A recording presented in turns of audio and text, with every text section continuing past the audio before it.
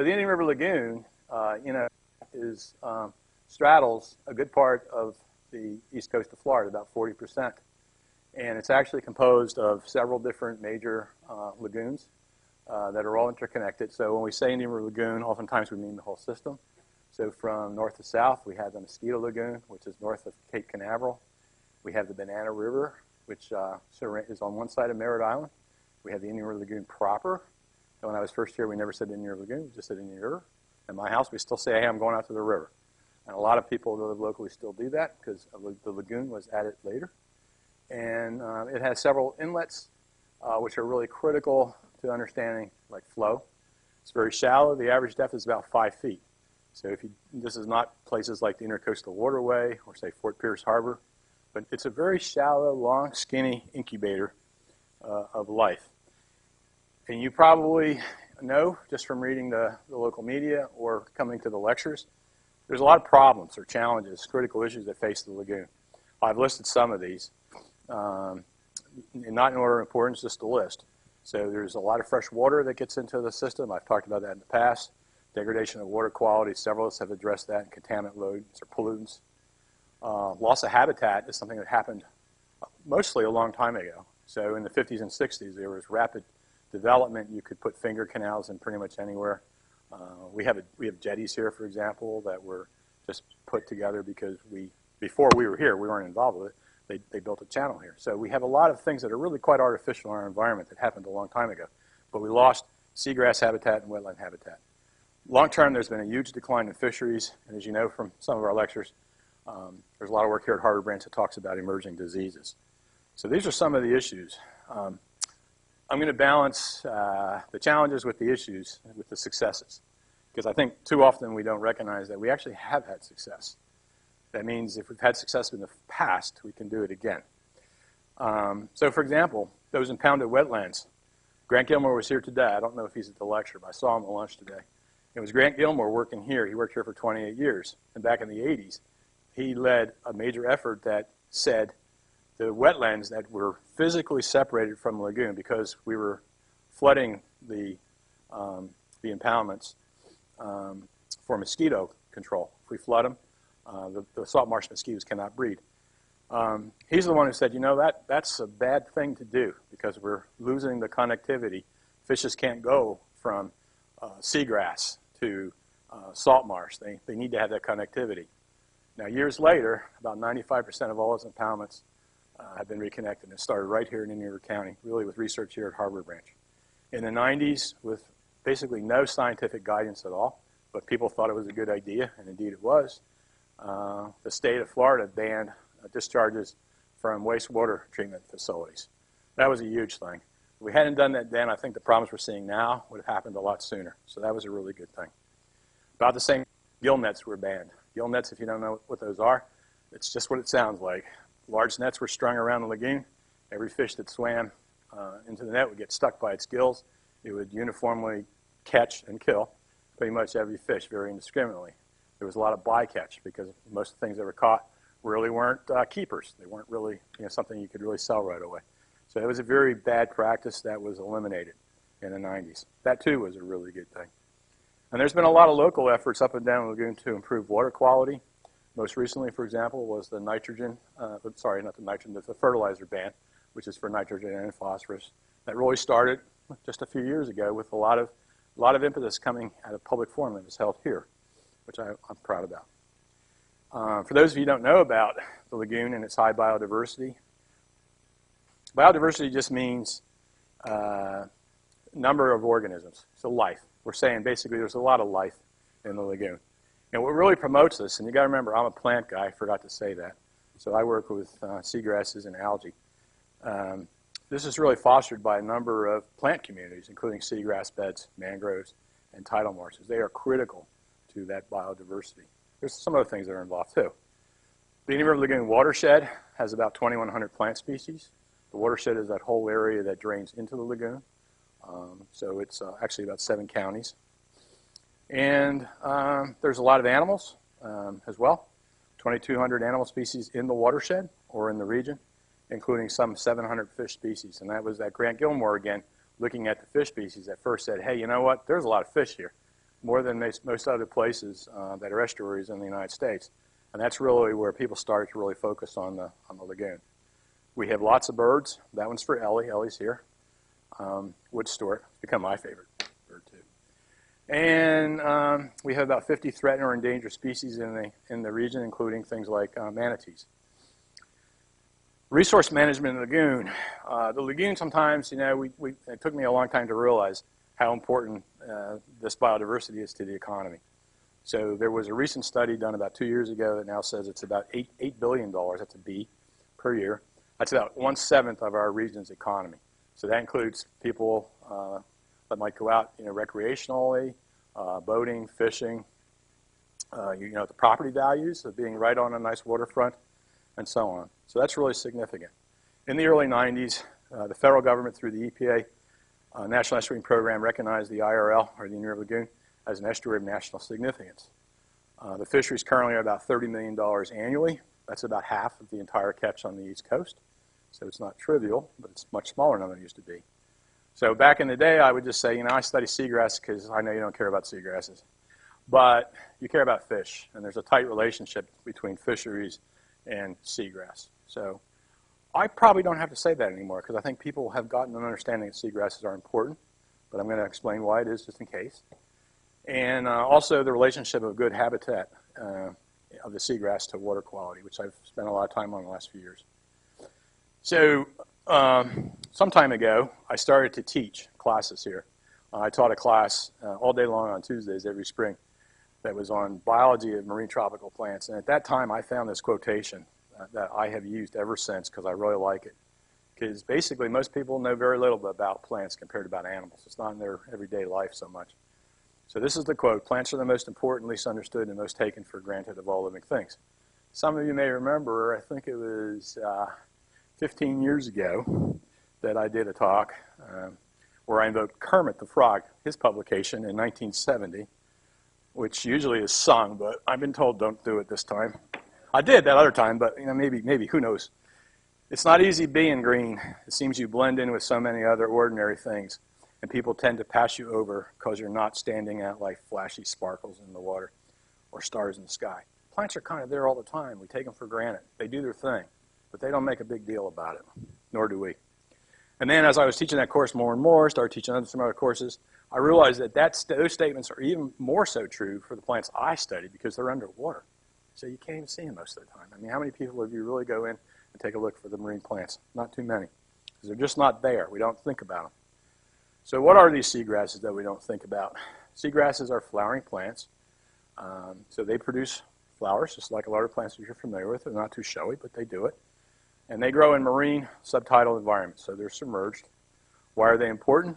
They're important because they're very productive, meaning they take light from the sun that gets into the water, those photons of energy, and they capture that energy and they make plant material, just like all other plants. Once you have habitat or structure in an environment that might otherwise be flat and very soft bottom, which is what the lagoon it really is, that provides a tremendous amount of structure or habitat, places to live, places to hide, places to mate for all kinds of animals. That's very important food also for certain types of herbivores. Manatees, for example, is one major herbivore of seagrass beds, but there's many others. And also some of it goes through detritus food web. Detritus means when it dies, it still has value. The microbes break it down, make it nutritious for a whole other part of our ecosystem. So therefore, it's really important in cycling nutrients, things like nitrogen and phosphorus, but everything else. And also because they're taking that structure in the sediments, they're very helpful for stabilizing the sediments, which makes it a better environment for a lot of other animals. So the kicker is that really the management of the lagoon, since the early 90s, is based on marine plants. They use the word submerged aquatic vegetation, but that's really code for seagrasses. And here's the quote from the management plan that goes way back. To maintain a functioning macrophyte is code for seagrasses, based ecosystem which supports endangered and threatened species, fisheries, and wildlife. So it really is that seagrass is the basis for a major regional economy by doing what it does out of sight most of the time by providing productivity and nursery habitat for fisheries. Just one quick example. 1 acre of seagrass can provide shelter for 40,000 fish and 50 million invertebrates. That's an old number that came from here about 25 years ago or more. All right, so the only time I'm going to give you a quiz all semester. How many seagrass species are in the Indian River Lagoon? How many? With all the seagrass, how many think? Throw out a number. You cheat. Okay. There's always a ringer. There's always a ringer. Last time I did this, people said 100, 200. I said, no, 300. No, wrong way. There is, in fact, 7. I think that's incredible. Sounds like a low number, right? It's actually a really big number. There's no place else in North America that you can find 7 species of seagrass. The only place in this country that you can do that on this continent is between Sebastian Inlet to northern Biscayne Bay. That's where the 7 species are, nowhere else. Let's take a quick peek at some of them. Halodule, common name, is shoal grass. Shoal grass tells you it tends to be really shallow, but it also tends to be on the deeper side. It has a very flat blade and a narrow blade, relatively speaking. Basically, if you go out in the lagoon and there is seagrass, I can guarantee you that Halodule will be there, because Halodule is the most tolerant thing. Sometimes it's the only thing that's there. Sometimes it's mixed in with other things, but it is the most widespread species. Manatee grass. This one is round, and I always tell the students, how do you tell that? You roll it in your finger. If it can roll, it's round. It isn't, it's flat. That's how you can tell, because it also has very narrow blades. And Syringodium grows all the way up to about where we are. Takes a skip until you get to the northern part of the lagoon. Doesn't seem to be in areas of really poor water quality, in other words. Turtle grass. Turtle grass grows as far north as Sebastian Inlet, and that's it. Turtle grass grows a lot better to the south, including the Florida Keys. So if you go to Florida Keys and you driving your boat out to the coral reef and you were to jump anywhere out of your boat, take a look at what's on the bottom there. It's Thalassia. That's what's there. It's very widespread. This is a very important species throughout the Caribbean and throughout the Florida Keys. We're on the northern end of its distribution. It's got a wider blade, but also still flat. There's another one we don't see too much is Widgeon Grass or Ruppia. And this one actually can be found in freshwater as well. And oftentimes birds like this. I always forget when I don't go up there that much. The northern part of the lagoon, there's incredible duck populations. There's a lot of hunting that goes on up there. And one of the things that ducks really like to focus on is eating Ruppia. There's 3 species of a genus called Halophila. This pretty one is called stargrass. These are really small. The other grasses are fairly tall. These are tiny, very tiny. This is one that has a whorled arrangement of leaves. Whorled just means they all come out at one point. And it's called stargrass for that reason. And it's found throughout the lagoon, never abundant. Then there's 2 species of Halophila that look very close to each other. And in fact, Johnsonii is very special. It's special for a number of reasons. Here at Harbor Branch, it's named for the same man that this building's named for, J. Seward Johnson, Sr., the founder of Harbor Branch. I did not name it. Somebody else did. But I was here when that did happen. And it's the only species in the world that has any kind of federal protection, and it's considered a threatened species. Of all the seagrasses, this is the only one. And the reason is because that's the species that only goes from Sebastian Inlet down to northern Biscayne Bay. That's the only place it's found in the world. So it's a very narrow distribution. But also, it's a flowering plant, but nobody's ever seen it. Nobody's ever seen a male flower. No one's ever seen a seed or a fruit. So how does it reproduce? It reproduces totally vegetatively. I had a master's student work on that a few years ago. It was a really cool project. And more recently, people who do molecular work, genetic analysis, basically believe it's one entire clone. So my pet theory off in the back that I'm not allowed to ever say out loud is, maybe it's actually an exotic species that just got here and it was just one fragment and it spread up and down the lagoon. But now it's protected because it's a seagrass. These are real tiny, really, not bigger than my thumb. The other one, decipiens, or paddlegrass, which has a kind of a different shape, it's totally different. It flowers all the time at the end of the growing season in the fall. And it produces lots of seeds, and it's very predictable. It's totally different, although they look so close. So for many years, this has kind of been my model for a lot of my research. What we do on land in terms of loadings, pollutants and so on, sediment, nutrients, whatever, impacts water quality in the lagoon. Some of these things impact light, and seagrasses really like light. And that's what I'm interested in. I'm interested in how plants that I study interact with the environment. So understanding the relationship with light is really important. If you're an animal, you look at their diet, you look at their nutrition, you look at what they eat. Plants make their own food, so you have to look at light. Light is critical. And that seagrass, based on what I told you earlier, is key to biodiversity and productivity throughout the lagoon. So what are some of the challenges faced by seagrasses? Well, first of all, it's a really tough place. There's only a tiny, much less than 0.05% of all flowering plants can live in the presence of salt water. It's just really difficult. They evolved primarily on land, and only fairly recently, secondarily, have gone back into sea. So here's a schematic that I've used a number of times in different lectures, which basically shows you that, if there's enough light, we think that number is about 25%, but then you can see numbers that say 18. Now we're thinking maybe it's higher than that. Maybe we've underestimated, maybe it's 30%, but some number like 25%. When there's plenty of light, the seagrass is happy. Most of the time it's kind of okay.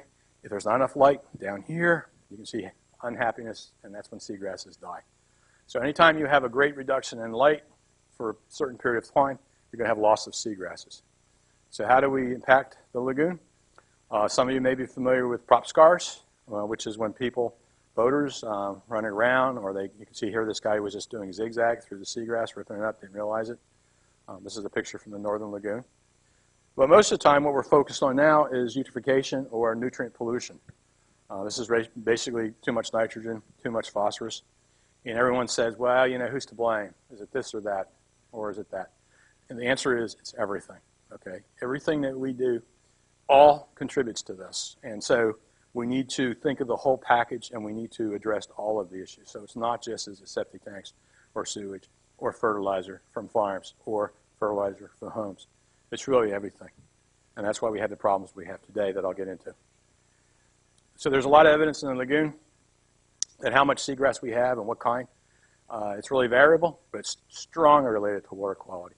Halodule, as I said, is found through a lot of different places. Thalassia is much more restrictive in its distribution, and water quality is a big part of it, as is Seringodium. We've also seen cases when we've had bad water quality recover. There was a case that happened in the 90s at a project that I was associated with, where we had a die-off of Seringodium due to poor water quality. It took 5 years. The Seringodium did recover after 5 years. It takes time, but if you remove the stress, seagrasses can recover. Here's another little cartoon or a little schematic. I'm not going to go through all the details, but basically what is it about the water quality that impacts light? And it's a bunch of things. It's things like turbidity, which is just a fancy way to say the suspended solids. These are all the little tiny particles. A lot of them originated in land through the canal system before we did a lot of the precautions that we do now. And those of you who are associated or live on the water, the minute we have a breeze from the north, the water gets darker. And a lot of that's because of resuspension of the sediments. But we still have inputs of new sediments that are happening as we speak. Also color. Water color, or a fancier expression, is dissolved organic matter. This is more like the brown, I call it Coca-Cola color. I always like to take students, and maybe some of you know Taylor Creek in Fort Pierce is the best place to see it because you have this freshwater discharge that's always going on. You have really beautiful water coming in from the ocean, and you can go down there and very firmly see the line between them. The thing is, you can see it there. If you go to Vero Beach, the water is brown a lot more because you don't have the comparison with the ocean water. And there's a lot of freshwater discharges in Vero, for example. And then lastly, it's chlorophyll. So chlorophyll is the pigment that's in all plants, all algae, including the phytoplankton. And Jim Sullivan gave a great talk about that a couple of months ago, or maybe it was just a couple of weeks ago. Sometimes it seems like a lot longer. I guess it was in February. And one way to get an assessment of that is to look at chlorophyll.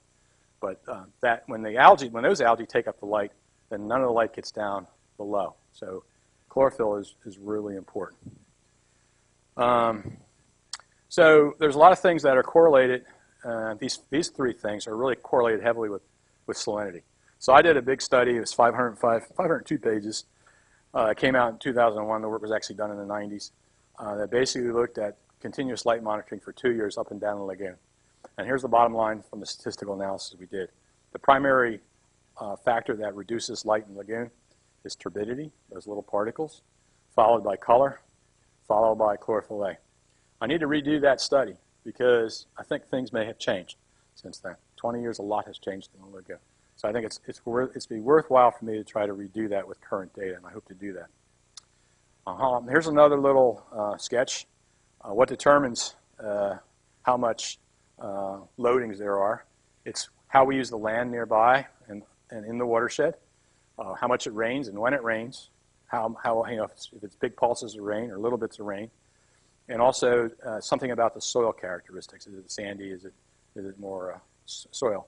There's different types of land. Here's just some broad categories that are often used by planners, anything from open range to industrial. Good news is we don't have a lot of industrial use in our watershed because that turns out to be a major polluter. So every time it rains, there are different loadings. And these are just average numbers that people have used for the lagoon. And you can see how the land is used strongly increases these, changes these numbers.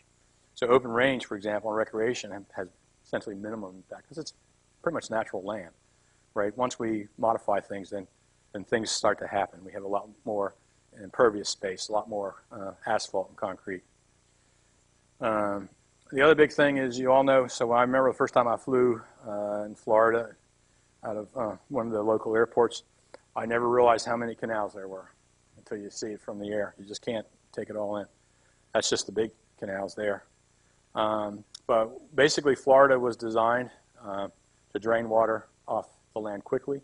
We did have to drain like where we live right now, most of us, in the nearby counties, was wetlands. And in order for people to live here and to farm here, they had to be drained. And that's how the canal system got in place.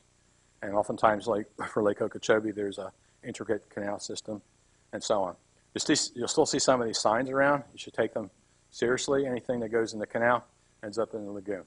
Everything we do on land goes to the lagoon. So I just want to show you something real quick. So for a bunch of years, I've been working locally in the Vero Beach area, a series of stations from Vero down toward Fort Pierce Inlet. Harbor Branch is right here where it says LP, because that's an old name for right behind our Johnson House here called Linkport. And so this is north to south this way. And you can see this is just pie charts. And my only point here is to show you that there's different species as you go from areas of high freshwater input and high nutrients to better water quality. So for example, up here, these three stations near Vero, they're all very heavy on the Halodule. I told you that was the case, right? They're the most tolerant one. As you go further away, you get the other two species becoming increasingly important. And they vary as to which one is more important. I'm not going to go through all this water quality. We've got tons of water quality data, things like salinity and nitrogen and phosphorus and color and chlorophyll A, all the things I told you are important. We can do another measurement and do a calculation that is called light attenuation coefficient. Basically, this is how clear is the water. And here's the three stations that have poor seagrass beds. So very little abundance, just one species in most cases. They have a lot of light attenuation, meaning the waters are darker. And the areas closer to Harbor Branch and closer to the inlet have much better light conditions down here. And you can see there's huge differences between them. And that, I believe, is what overwhelmingly drives the distribution of seagrasses in our local waters in the lagoon. So, we were plugging along, and we suddenly had new challenges, and you heard about these. So this is stuff you've heard about from the media. Some of you know that 2011 was the beginning of a series of significant wake-up calls. This one we called the super bloom. The super bloom was something we'd never seen before. It was a species that had never been reported from the lagoon. It was called the super bloom because we never saw that much chlorophyll measurements, and they were so high. We never saw that number of algal cells before in the water, and we never saw anything that lasted for 8 months. That's a long time for a bloom. And it was caused by this still not fully identified little green flagellate. This is an electron microscope. These are tiny, tiny, tiny. They're 3 micrometers, like that. And that was the beginning of a large series of losses, more so in the north than in our local waters here, say in Indian River County or St. Lucie County. So he said, well, my goodness, how'd that happen? And what's going to happen? Is it going to come back again next year, or seagrass is going to get better or what? We had something else that we never had before. This is called the brown tide. And the brown tide, again, started in the north. That's a picture from Hull Over Canal. Again, really, really tiny, small cells. Huge numbers, 3 billion cells per liter. That's a lot. But we know a lot more about this because Areorubra lagunensis, which is the species involved, has had brown tides, caused what we call brown tides elsewhere in the country.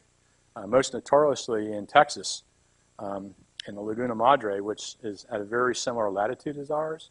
And if you look at what the chain of events were before it happened, it's unbelievably similar to some of the things we saw. That lasted for 8 years, and it totally, really devastated that estuary, very similar to our lagoon. So again, cause for concern. I have a great colleague at St. John's River Water Management District, and she recently gave a presentation in our Indian River Lagoon Symposium last month. And I said, hey, can I borrow a couple of your slides? And I tweaked them a little bit. I made them a little simpler in some angles, but she's really great.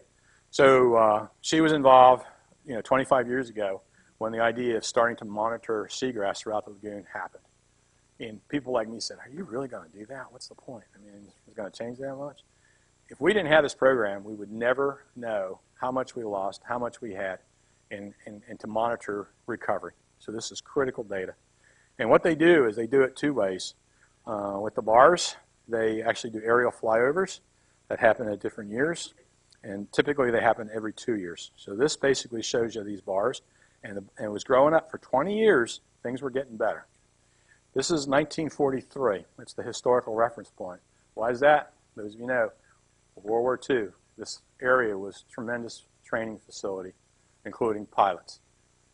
We basically created an Air Force, among other things. We had the SEALs, the Navy frogmen at the time is what they were called.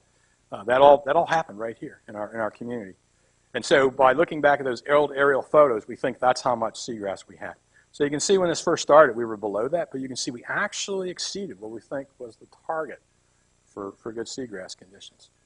The second way they do it is they at each of these sites, we look at how long the transect is from shoreline to where there's no more seagrass. And that's this line that kind of goes up again, kind of goes down a little bit, kind of goes up.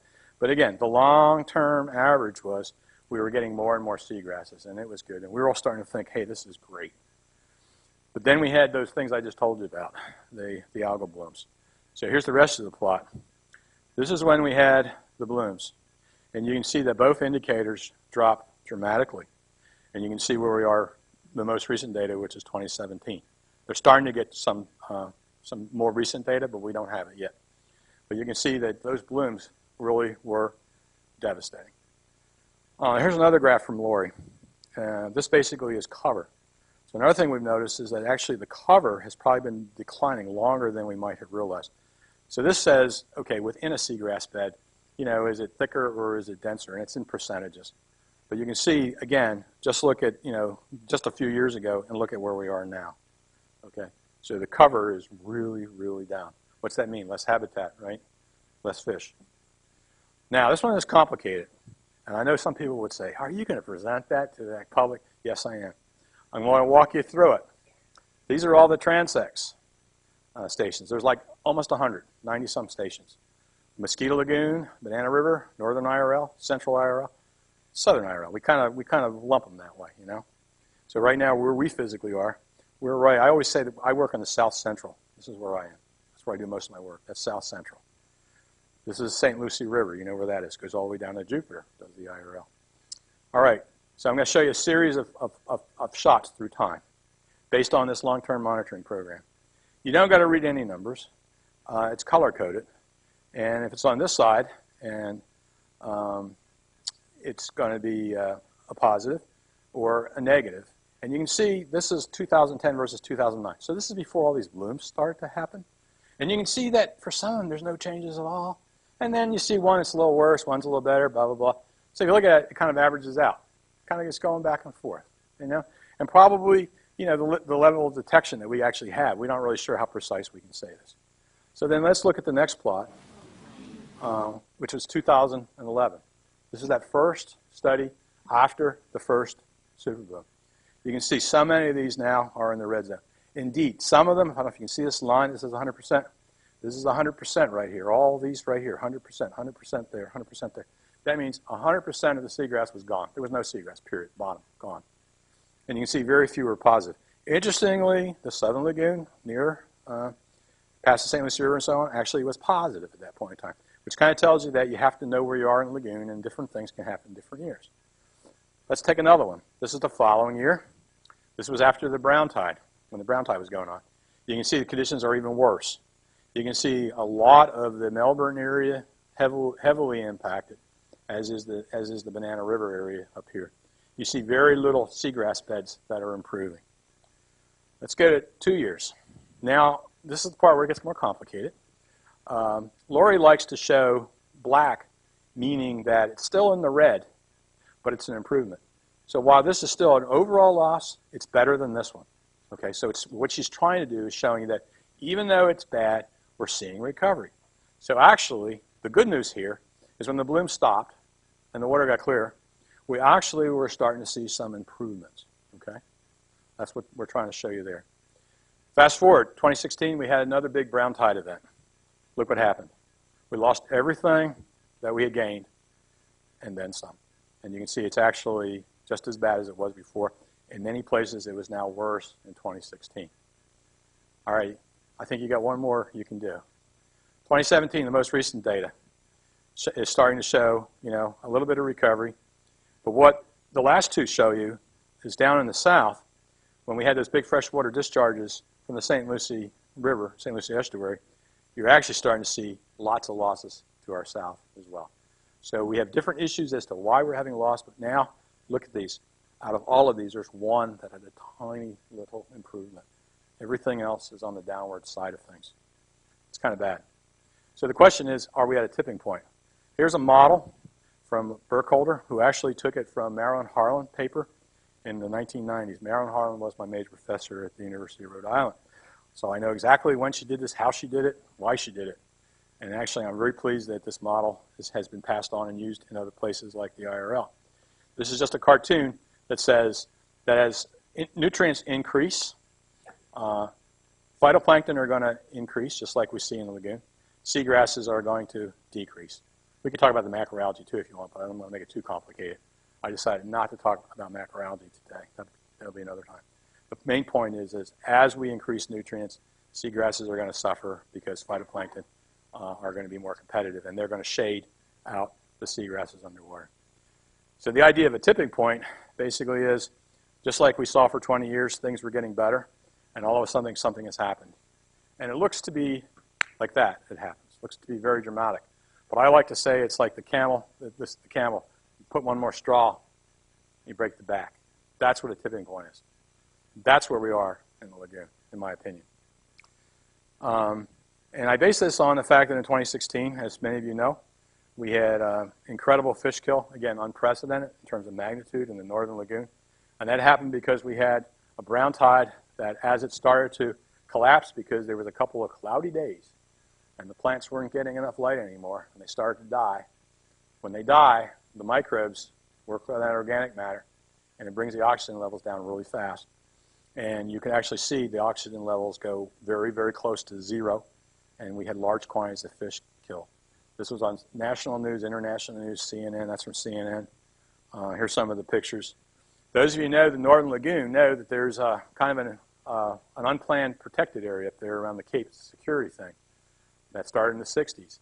And you can't take a motorized vehicle in there. So the fishes are really big and really large. And so the fishermen try to work up right up as close as they can. And there's a lot of world-class records that come out of that area. And a lot of those fish, unfortunately, were the ones that died. Okay, so I said I'm going to go back and forth. Well, it sounds pretty gloomy, right? But you know me. It's not a gloomy shirt. I didn't wear a gloomy shirt today. Some really great news was 2 years ago, partly as a result of what you just saw, what happened in 2016 with that bloom and that fish kill, and how upset those people were. They agreed to tax themselves, which, we don't do that too much. We don't do that too much in Florida. They taxed themselves a half-cent sales tax a year, totally earmarked for IRL restoration. That's going to raise $30 million a year for 10 years. So that's going to be $300 million. Before they came up with the tax approval, they came up with a scientific plan based on a lot of input from a lot of scientists that worked especially up in Brevard County. They have a very clear idea of what they want to do. They have many projects that have been identified. They have a citizens group that actually makes the decisions and oversees this. They're focused really on reducing nutrient flow through surface water, removing muck deposits, which are really fine sediments that have been shown to have high concentrations of nitrogen. So they do a lot of dredging to remove the muck. And also they're interested in doing living shorelines. Living shorelines is when you basically put more plants, it's almost always plants, but it's also oysters, things that will improve the water quality along the shoreline and along docks. Because you know, hardened surfaces along the shoreline are actually not that good. They don't hold up well in the hurricanes. Living shorelines do better, and living shorelines are a lot more natural, and there's lots of science that supports the idea that a natural shoreline actually holds up better during storms and is better long-term for a number of reasons. So 3 cheers for Brevard County for what they're doing, and they just got started. So their projects are starting, and it's going to take a while, but they're working on it. So this leads me to the other thing that I've been doing the last couple of years that I've never talked about in the public before. I said, yeah, I could do that. And that is, with all these seagrass losses, shouldn't we ask the question, what can we do about that? Can seagrass in the IRL be restored? So it really comes down to this. You know, have the environmental conditions in the lagoon improved enough to allow us to do it? I mean, if the water quality really is poor, and if it's not going to get any better, well, then we really shouldn't be doing it.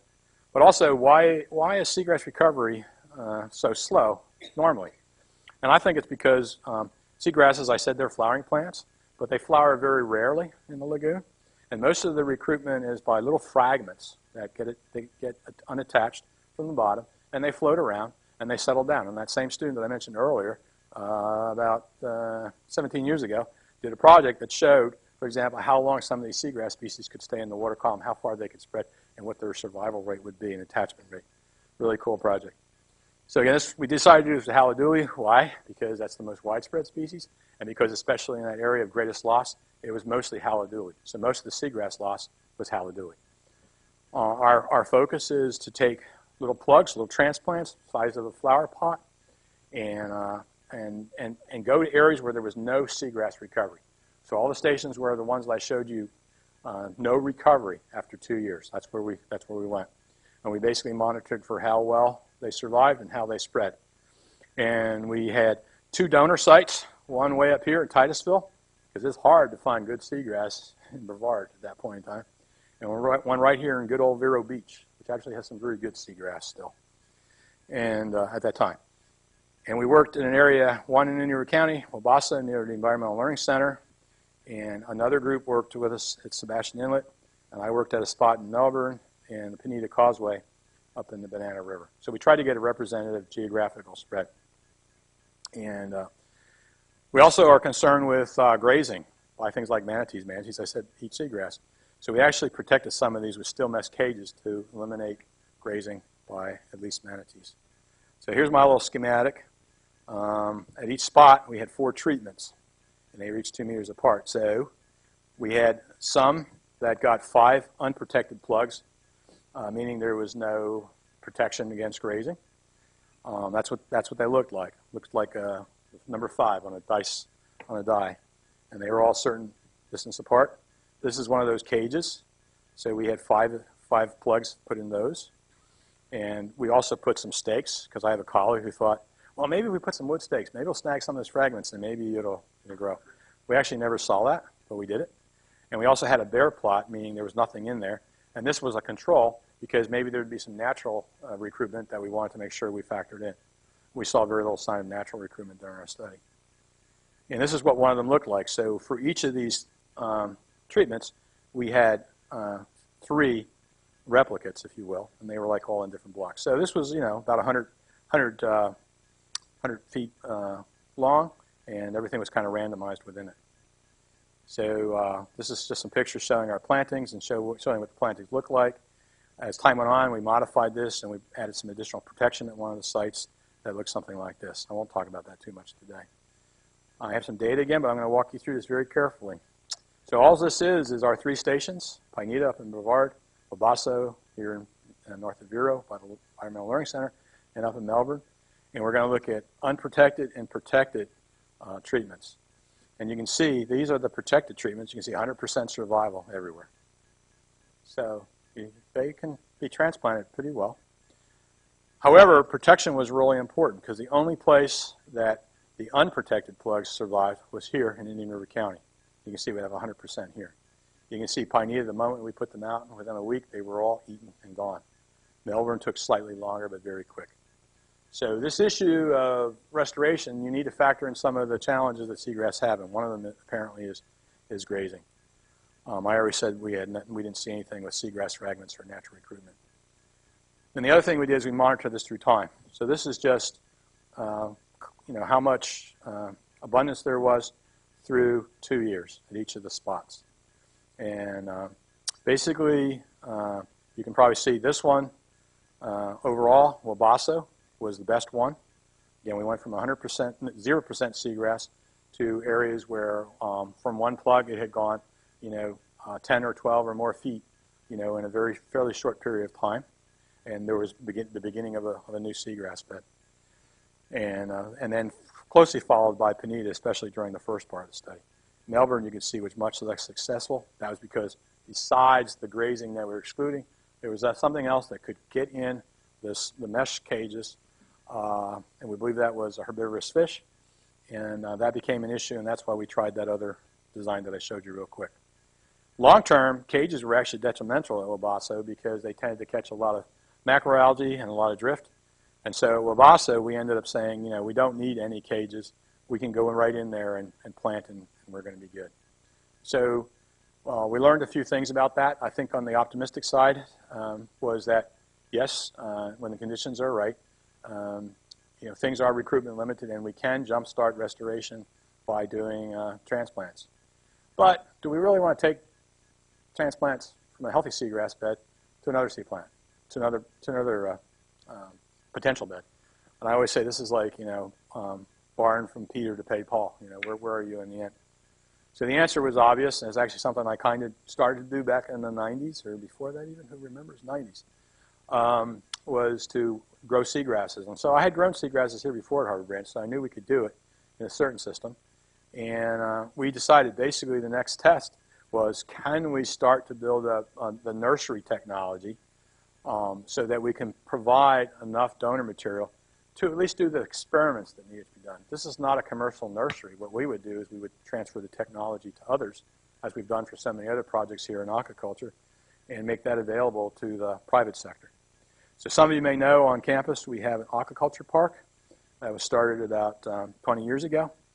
But before then, I've been growing seaweeds for a long time on a facility that's flow-through water here, including some seagrasses at that point in time. This is my colleague, Paul Wills, and our technician, Chris. These are our initial seagrass nursery tanks, much larger tanks than what I'd worked before. And also, some of you may know that the aquaculture park prides itself in using a closed system. So we don't waste water. Everything is recycled. We reuse everything. It's a really high bar for sustainability. And we do that by some pumps and some other filtration and some other treatment that's all set up here. So we all did that project. We started in about 2 years ago, which by coincidence was just about the time of that brown tide and the fish kill. And we kind of did the same kind of thing we did before. We got 60 plugs per tank. This is how big the tanks are. I don't think that matters for you guys. Except for the first time we did it when we had some issues. Again, just like we saw in the field, we can transplant 100% successfully, and the plugs will last for a fair amount of time. We did have some issues, though, because it was a closed system, especially with high summer temperatures, because we're recycling all that hot water. So we initially used shade cloth. We thought that might help. But shade cloth also reduces light, and that's a trade-off. And I think in the end, it was just a short-term fix. And so in the end, we decided that what we needed to do was to end up getting a chiller that we got at the end of the project for future work on this. We used some slow-release fertilizer, and our goal, again, is just to grow enough so we can do some pilot-scale work in the field, working with the agencies and so on. That's a picture of what that looked like, and showing you some, again, we did this all with Halodule. Now, the title of my talk, the IRL's lungs. Seagrasses are sometimes called the lungs of the sea. And the reason for that is because they are so productive. that they produce. One of the byproducts of photosynthesis, of course, is oxygen. So our lungs, are real important to us. So I want to make the case that in the lagoon, the seagrasses are the lungs of the system. So I do this monitoring on seagrasses twice a year. I've been doing it for a bunch of years. Kristen's here. She's been with me just about every time. Well, she took a little break there, for a little hiatus for a while. But there's three of us that pretty much have been doing this with a couple other folks that have come on recently. So we have a pretty good idea. We really look forward to seeing what's going on, especially when we have all these things happening in the lagoon with water quality. So this is my all-time record for turning data around. And Kristen had a hand in this too, of course. So let me tell you what this is. This is just basically averages of measurements that we make along transect, these transect lines, just like the ones I told you. We do the exact thing that the Water Management District does. So this is just our last 4 times we went out. We go out in the summer, we go out in the winter. So summer, and this line here is our long-term average based on the first 5 years that we did the work, 2005, 2009. Why did I pick that? Because not only was it the farthest I could go back without a break, but those were all periods where not only was the long-term average going up, but our stations were all incredibly stable. They were very, very stable. And like I said, after a while you wonder, well, do I really should I keep doing this? Well, you have to keep doing it. And you have to keep doing it because otherwise you just don't know what's going on. And so the long-term average cover is about 80%. So about 80% of the bottom has seagrass. That's a lot, okay? And at both of them, it's a pretty high number. So summer of 2016, you can see they were both significantly below, what had been that long-term average as a result of some losses that had been happening, which I showed you earlier. And then the following winter, we typically see a decline. We didn't see too much of a decline here. We saw the typical decline here. And then you might remember that the dry season of 2017 was incredibly dry. I gave a talk about that last year. And one of the things I said then is I have never seen the water in the Indian River Lagoon as clear as it could be. And when we went out, sure enough, look what happened to the seagrasses. This is it's better to go summer to summer, summer to summer. We got this great bump up in seagrass cover. And you can see that at the one station, Oslo Road, which, by the way, is near that controversial location in Indian River County. Those of you who know about that.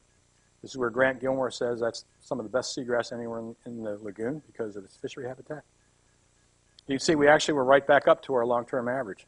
And we were pretty much close to that here at our second station. So we went out last Thursday and Friday. We had heard seagrasses were declining throughout the lagoon. And this is the local story. This is right here in Indian River County. This is right here in St. Lucie County. You can see a tremendous decline from what we had. You can see even a bigger decline right here at Harbor Branch. These two beds have been decimated. And it's for somebody like me, it's just kind of depressing to actually even swim through it. But that's what we do. We got to know what the numbers are. And not only that, this is just cover. The size of the seagrasses, instead of like being this tall, were really, really short. So it looks bad. So I guess what I'm saying is that the lungs, think about our lungs, how important they are. The lungs of the lagoon are hurting. And those of you following the local media know that we are poised to have a repeat of 2016. And so this was ABC News picked it up, and the Associated Press, and it started with the Florida Today paper. That brown algae is back. And the numbers of algal cells and the chlorophyll is already higher than it was in 2016. That kill happened in the latter part of March. So it's early March. And so those are just 3 local stories, all within the last week. It's a good thing I came up with this talk and then found all this stuff happening at the same time, right? Boy, I'm opportunistic, I guess. So here's some recent satellite footages. This shows you how, I don't know how it shows up on the big screen, but this is just loaded with the brown tide. This is Banana River. This is the Cape up here. And it is just, again, worse than it was in 2016. So these things are not going to go away. And the reason we have them, really, in a long story short, is we have way too many nutrients that are in the lagoon. And that's what we need to address. People in Brevard County recognize that, and they're working on it. So some quick take-home messages. I hope I've convinced you that healthy seagrass habitat is required for the ecological functioning and the economic viability of the lagoon. Unfortunately, in this decade, we've had a number of catastrophic phytoplankton blooms that have lost a lot of seagrasses. I talked about the first two primarily, but now we see that they're recurring. They really have not gone away, the brown tide. I basically have told you that the lungs of the IRL are in trouble. And, you know, have we really reached the tipping point? Can we readily reverse this thing? Is it too late? People ask me that a lot. And I think that whichever way you go down on that one, what Brevard County is doing is a real good starting point, and you have to do it. And I think we'll learn a lot more as time goes on with the restoration efforts that are underway. So we could sit around and argue, well, do we want to do seagrass restoration now or wait until we know if it's going to work because the water quality will be better for sure? I think one way or the other, we need to start talking about it, which is why I'm bringing this to your attention, which is why I've been doing some of this research for a couple years. And I think it's not an easy thing to do, but I think it's appropriate now to begin to do that initial infrastructure, which is what we're doing in the Seagrass Nursery, and develop the skill sets so that we can train others to do the same. Because it's obvious that we would have to have a lot of help to really restore the Indian River Lagoon with seagrass. So we know, in a positive way, we know that we can transplant Halodule test plantings both into the field and into the nursery. Our initial attempt at this experimental land-based closed system seagrass nursery is still underway, and we're going to continue it. I just wrote a proposal early in the month, which was one of the reasons I probably gave this talk, because that was fresh in my mind. And really our goal is to do a pilot scale test, which would be, maybe a half acre at 3 spots in the lagoon that have a range of problems. And drawing on what we've learned and some of the things I've shown you. And we think this is an innovative approach that can really help to restore and reestablish one of the most valuable communities in the IRL. It's vital to its management. So I invite you to stay tuned. Who knows what I'll talk about next time. I want to thank a whole lot of people on the field project. I have a colleague, Bob Bernstein, who actually worked here many years ago. And then for 25 years ago so, he worked for the Water Management District. And Bob Chamberlain, who has worked with me on several projects, first for the South Florida Water Management District, and more recently Bob took Bob's job. I think it's part of the requirement. You got to be Bob to get that job. And Lori Morris, who I've already thanked a lot, she's been a great colleague, and I worked with her for 25 years also. Here at the nursery, Paul Wills is a great colleague, and some of you have heard him talk about aquaculture and everything he's done. I have some great technicians, those who have worked mostly on this project. John Hart and Patrick Monahan have worked on both. Richard Mulroy and Chris Robinson have worked on the nursery approach. And for funding for this, we've been funded by the St. Johns River Water Management District for the field project. The nursery was funded by a grant from our foundation here at Harbor Branch. And also we get some support, especially from my time and work, and for some of the water quality work that we showed you and that seagrass monitoring work that we said we did last week. That's all supported by a grant from our Save Our Sea specially licensed plate funds that are granted through the Harbor Branch Oceanographic Institute Foundation. And, I like all 4 of our plates. I have to admit, I do like the shark plate the best. It says seaweed on it, so, it's got to be good. And I think that's it.